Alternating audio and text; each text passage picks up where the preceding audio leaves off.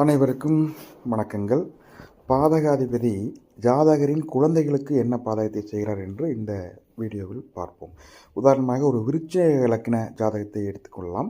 அது ஒரு ஸ்திர ராசி. இதுக்கு 9ஆம் இடமான பாதகாதிபதியாக சந்திரன் வருகிறார்.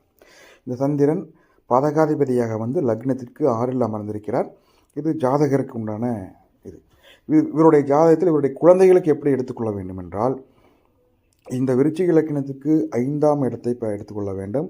அதன் அதிபதி மீனமாக மீனத்துக்குரிய குரு தனுசில் ஆட்சி பலத்துடன் அமர்ந்திருக்கிறார். அந்த தனுசை லக்னமாக எடுத்துக்கொண்டு குழந்தைகளுக்கு பார்க்க வேண்டும். இந்த தனுசுக்கு நேர் 7ஆம் இடமாக, தனுசு உபய லக்னமாக இருப்பதால் தனுசுக்கு நேர் 7ஆம் இடமான மிதுன ராசி பாதகாதிபதியாக வரும். அதன் அதிபதி பாதகாதிபதியாக வரும். அந்த புதன் தனுசு லக்னத்திற்கு மேசத்தில், தனுசு லக்னத்துக்கு 5ல் அமர்ந்திருக்கிறார். இது குழந்தைகளுக்கு உண்டான அருவி, பூர்வ புண்ணியம், தாத்தா இவருடைய விஷயத்தில் சிரமங்களை தருகிறார். இவருடைய குழந்தைகள் படிப்பில் மிகவும் சுமாராகவே இருக்கிறார்கள். பிறந்ததிலிருந்தே இவருடைய தாத்தா வெளியூரில் தனியாக அவர் மட்டும் வசிக்கிறார்.